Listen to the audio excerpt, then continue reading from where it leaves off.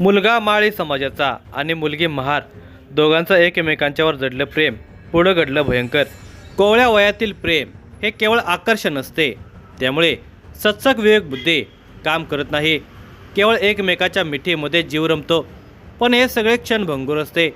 हे दोन प्रेमी जीव एकत्र येतात तेव्हाच कळते, पण तोवर वेळ निघून गेलेली असते। प्रेमाच्या संसारामध्ये काही वेळा प्रेम केले तीच व्यक्ती नाशाचे कारण बनते। अहिल्यानगर जिल्ह्यात कोवळ्या वयातील प्रेमा आणि शुभमचे प्रेम जमले। जात वेगळी असली तरी त्यांनी लग्न करण्याचे पक्के केले। एक दिवस प्रेमाने आईचे घर सोडले, ती शुभमच्या घरी राहू लागली। तेव्हा मात्र तिला शुभमचे खरे रूप उलगडले। तिने पुन्हा आईकडे जाण्याचा प्रयत्न केला, तेव्हा त्याने तिला प्रेमाच्या आणाभाका देऊन थांबवले। एक दिवस त्याने तिचा घात केला, प्रेमाच्या नावाखाली त्याने तिला मृत्यू दिला। या धक्कादायक घटनेचा सविस्तर वृत्तांत पुढे पाहण्याअगोदर जर तुम्ही या चॅनलवर जर नवीन असाल तर प्लीज आपल्या या मराठी चॅनलला नक्की सबस्क्राईब करा। अहिल्यानगर जिल्ह्याच्या दक्षिणेकडील श्रीगोंदा शहरातील पेडगाव रोडवर एक गरीब कुटुंब सोनोने वस्तीमध्ये राहते।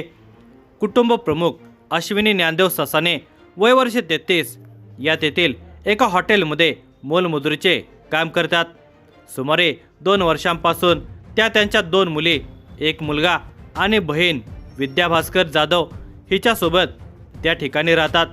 त्यांचे पतीशी वाद झाल्याने गेल्या 10 वर्षांपासून त्या विभक्त राहून आपल्या मुलाबाळांचे पालन पोषण करत आहेत। हॉटेलमध्ये काम करून कुटुंबाचा उदरनिर्वाह करत आहेत। त्यांची थोरली मुलगी प्रेमा ही आता कुठे वयात आली होते, तिला 17 वर्षे पूर्ण आहेत। अश्विनी हॉटेलमध्ये सकाळी गेल्यानंतर त्यांना घरी यायला रात्रच व्हायची।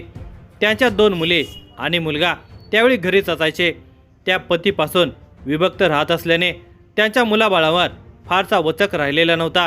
विशेषतः थोरली मुलगी प्रेमा हिची 1 वर्षांपूर्वी इंस्टाग्रामवर श्रीगोंदा शहरातील शुभम सुखदेव ओव्हाळ या तरुणाशी भेट झाली होती। त्यानंतर प्रेमा आणि शुभम एकमेकांना समक्ष भेटू लागले होते। शुभम हा माळी समाजाचा होता, तर प्रेमा ही मातंग समाजाची होते।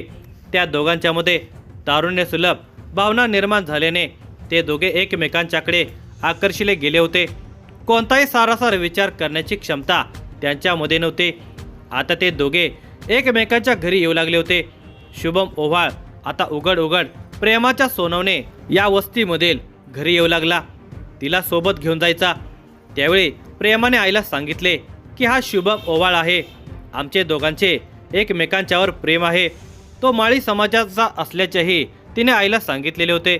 त्यावेळी आईने तिला विचारले की त्याचे आई वडील तुला स्वीकारतील का? तेव्हा प्रेमाने सांगितले होते की दोघांचे समाज भिन्न असल्याने शुभमच्या आई वडिलांना प्रेमा आवडत नव्हते। बऱ्याचदा शुभम हा प्रेमाची आई अश्विनी घरी असताना भेटायला यायचा, त्यावेळी तिची आई त्या दोघांनाही समजावायची, दोघांचाही समाज वेगवेगळा आहे, तुमच्या समाजाला हे मान्य होणार नाही। वडिलकीच्या नात्याने अश्विनीने दोघांनाही समजावले असले तरी दोघांच्या प्रेमाचा ज्वर चढल्याने ते कोणाचेही ऐकून घेण्यास तयार नव्हते। ते आपल्या धुंदीमध्ये वावरत होते। अलीकडे 3 महिन्यांपासून म्हणजे मार्च 2026 पासून प्रेमा ही शुभम ओव्हाळ याच्यासोबत त्याच्या घरी श्रीगोंदा शहरातील काळकाई चौक येथे राहू लागली होती। दोघेही तरुण असल्याने सुरुवातीला शुभम आणि प्रेमा यांचे चांगले जमत होते। 1 महिना उलटून गेला आणि प्रेमाला शुभमच्या खऱ्या स्वभावाचा अनुभव येऊ लागला। एप्रिल महिन्यामध्ये प्रेमाने आपल्या आईला एका अनोळखी फोनवरून फोन करून सांगितले की शुभम आणि त्याच्या आई वडिलांनी मला खूप मारले आहे, तू लगेच माझ्या घरी ये आणि मला घेऊन जा। तिने असे सांगितल्याने तिची आई अश्विनी शहरातील काळकाई चौकामध्ये प्रेमा राहत असलेल्या तिच्या घरी गेली। अश्विनीने प्रेमाला बघितले तर तिची अवस्था खूप वाईट झाली होती, तिला मारझोड करण्यात आली होते, तिचे अंग सुजलेले होते, रडून रडून चेहरा काळवंडलेला होता। तिची अशी अवस्था बघून तिच्या आईला रडूच कोसळले। आपल्या अजाण मुलीला न्याय मिळावा यासाठी अश्विनी प्रेमाला घेऊन श्रीगोंदा पोलीस ठाण्यामध्ये आली। तेथील ड्युटीवरील ठाणे अंमलदारांची भेट घेऊन तिने तिची कर्मकथा त्यांना सांगितली। त्यानंतर ठाणे अंमलदारांनी ग्रामीण रुग्णालयात जाऊन तिची तपासणी करून येण्यासाठी मेडिकल यादी दिली। मेडिकल करून शुभम याच्या विरोधात तक्रार देण्यासाठी पुन्हा पोलीस स्टेशनला या असे त्या दोघींना सांगितले। अश्विनी प्रेमाला घेऊन श्रीगोंदा ग्रामीण रुग्णालयामध्ये आली।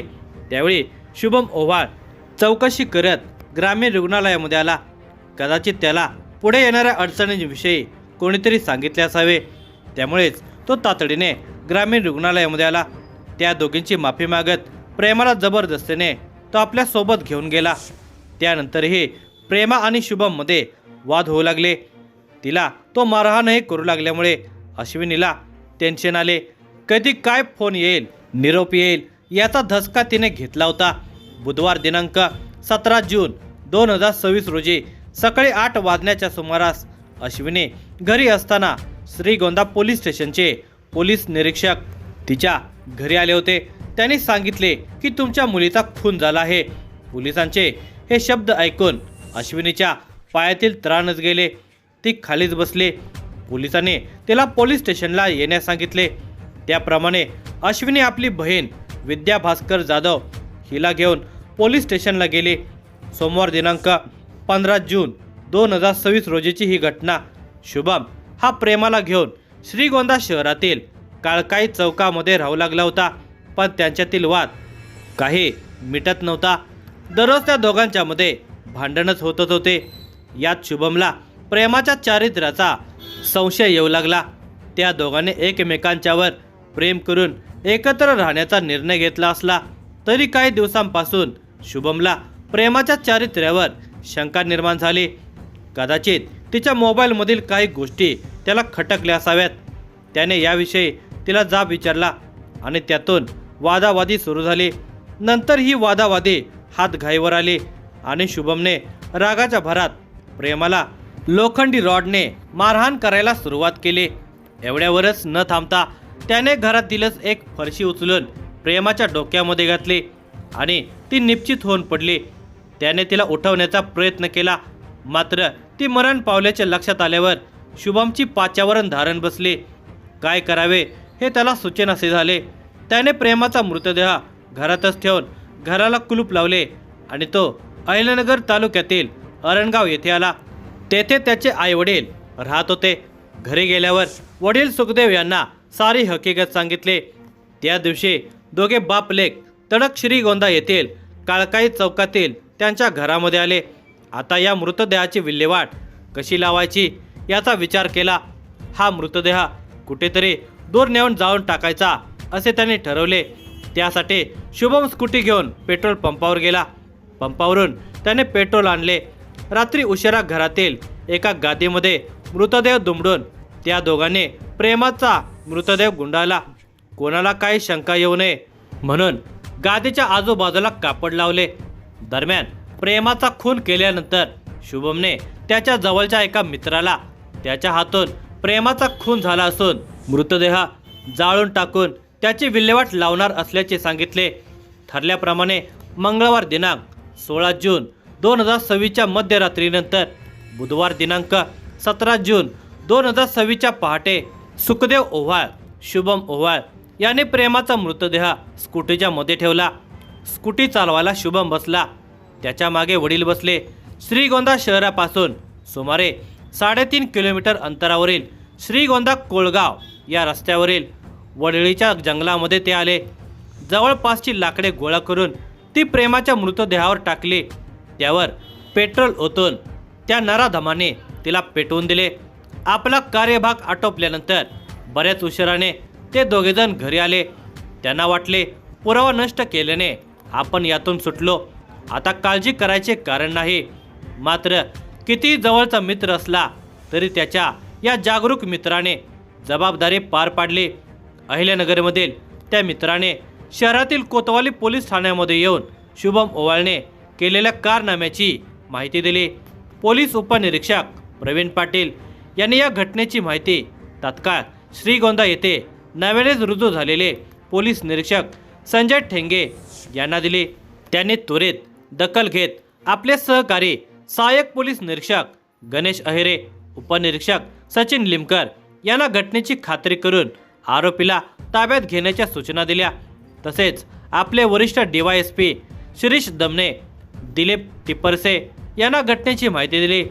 श्रीगोंदा पोलिसांनी दिनांक 17 जून 2026 रोजी या प्रकरणातील आरोपी शुभम ओव्हाळ व त्याचे वडील सुखदेव ओव्हाळ यांना ताब्यात घेऊन त्यांच्याकडे सखोल चौकशी केली असता त्यांनी खुनाची कबुली देऊन घटनास्थळ दाखवले। पोलिसांनी पंचनामा करून आवश्यक त्या बाबीत ताब्यात घेतल्या। प्रेमाच्या आईच्या फिर्यादीवरून पोलिसांनी गुन्हा रजिस्टर नंबर 710/2026 BNS कलम 103, 35, 268, 64, 66 पोस्को 3, 4 सह अनुसूचित जाती जमाती कलम 32, 32 VA 3V ह्याप्रमाणे गुन्हा दाखल करण्यात आला। दोघाही आरोपींना न्यायालयामध्ये हजर केले असता त्यांना दिनांक 23 जून 2026 पर्यंत पोलीस कोठडीत ठोठावलेले आहे।